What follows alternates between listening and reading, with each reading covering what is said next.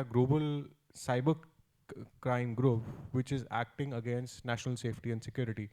And a lot of times our defense forces are also target. So if you look at the current law, the Personal Data Protection Bill, while it talks about data sovereignty tapered down, where we'll have data moving out to other countries, safeguarding data of defense forces is a key element that has to be taken into consideration. If you look at the current draft, I haven't seen much of provisions. How will you safeguard data of defense forces?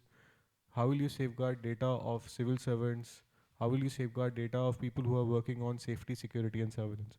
If that data goes out to some other countries, how are you going to label it, encrypt it? How are you going to ensure that it is masked? Those provisions have to be taken into consideration while we are talking about free trade agreements or using the current data protection bill in a manner that we will increase our trade. So safety and security, particularly with respect to safeguarding our crown jewels, is very, very important. So I guess we'll have to wait for these policy changes and the law to actually change to actually make deterrence actually relevant, because currently it is not. Absolutely, and we have not been talking about our cyber offensive capability. We always talk about, okay, we are a peace-loving country. We do only threat intelligence. We don't engage in offensive operations. We've got countries who have gone out and spoken about cyber offensive capabilities. We don't even say that we've got cyber offensive capabilities. We don't even let our agencies who do work in this space come out and talk about it in open. We've got ambassadors from other countries, cyber ambassadors or heads of national cyber agencies coming to our country and then telling us that how we should run our country, particularly in matters of cyber. I don't think so. We need guidance from countries who we have overtaken in terms of our GDP growth to tell us on matters of cybersecurity. So I think somehow we will have to change our strategy. And I think globally we are looking at multilateralism when it comes to India. We are building our own partnerships which suit our need. We have realized that becoming partners with different forums, alliances does not suit the need of India, whether it is BRICS or SEO. We need to be multilateral and have our own approach, build up our own agreements which promote the interest of India. Sometimes we need US, sometimes we need Russia. That's the harsh reality that we are living in today. So our policies have to be aligned accordingly. Thanks a lot. Any questions from the audience for the panelists? Anybody would like to ask?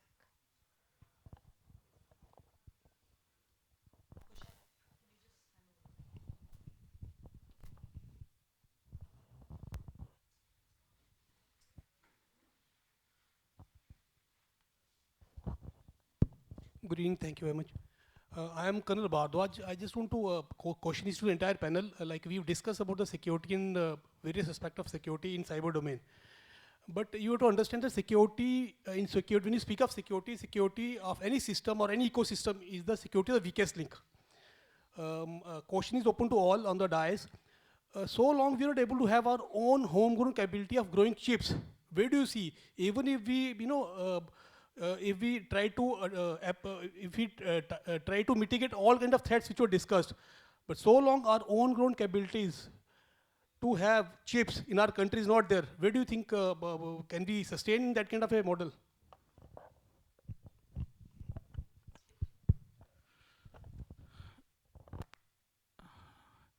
So you're talking about when you said chips means processor.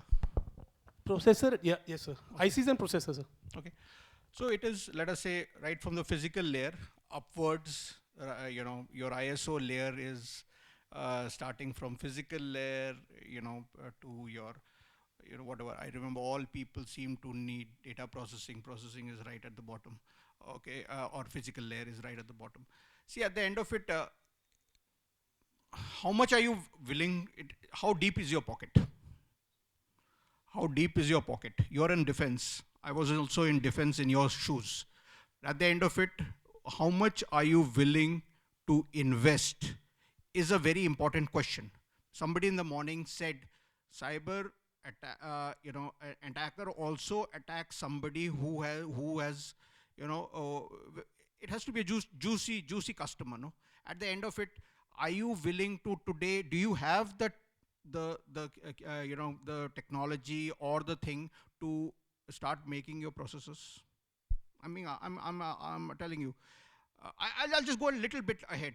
So that is physical layer. Then you've got your whole what you call let us say in a data center. You've got virtualization layer. Tomorrow you will say I will make VMware ESX. Then there are all your virtual machines on top. Each one of them is taking a bit of your compute storage and memory. So, how much are you willing to go ahead? Okay, what have we? I'll be honest with you. What have we built so far? What have we, been? So there are some things we have made a progress. Your Tejas is not 100% indigenous, yes, sir. Your engines, your GTs are still, we are dependent on the West. So there are, see, at the end of it, you have to see a practical solution. What all, at the end of it, get it, test it to you need test labs. You need test labs. You do your vulnerability assessment, test it to whatever level of, testing that you can do. But can you start today? I was in the Navy a long time back, and we came out with an operating system called BOSS. Does it exist? Anybody uses BOSS anymore? Yeah? No. So, but we are still continue to use Microsoft, no? Sandeep, Sandeep is not here. So Sandeep from Microsoft India, but all our operating systems are Microsoft. Now, will you also build an operating system? So you have to take a pragmatic view on this. I'm not saying that we have to keep building and get that thing, but look at it strategically. What all should you start putting your money and your minds into? I think that's a thing, because see, yeah, that's it. Today, I was last 4 years in US, handling Morgan Stanley, Bank of America, JP Morgan Chase Security. US Air Force, I've interacted. They are on Azure. Why is it Indian Army and Indian Air Force and Indian Navy not on Azure? I'm asking you. I have some of a very, very hard questions. They are on Azure. They are on the public internet, but they have set everything right that nobody will come in. And here, we have said we will create our own fiber backbone. We have given spectrum, so we will get. So don't you think it's not a very wise decision to, how much are you investing for creating another separate internet within it's money, no? At the end of it, it's your and my money. I am a taxpayer. It's my money going into the defense of India. While I like it, but here I don't like it as an individual. Money. I think I would prefer to answer it in a very simple way, right from the Indian perspective. Just for example, we need to actually see what is the cost we will have to pay if we don't do that. You spoke about ransomwares, right? In US, in European market, average cost one has to pay when someone gets the ransomware attack is about $1.47 million, right? This data we don't have for India. So we need to actually understand what cost we have to incur in order to protect, number one. Number two, coming from the Keysight, as you mentioned very rightly since the entire discussion about testing, we can be Atmanirbhar. We must be Atmanirbhar Bharat as Indian. We must be proud of. But whether we have the capability first to go to that mass level, because what we manufacture today, are we really going to consume the good amount of volume of it? So it has to be the right combination here. I think there has been a start. It can be a processor based, it can be any network tool, it can be any security tool. But I think it has to be all baby steps which should go. But yes, tools, methods are available which can be adopted by us. I think that's a very simplest way of answering your question. I'll just reiterate to what both of them have said. They've said a very valid point. The only thing is that we have to strike a balance. Right now, we don't have the capability to build the processors and all. But as was brought out again by both of them, testing is very important. Once we have a processor and we are able to test it, then things fall in place.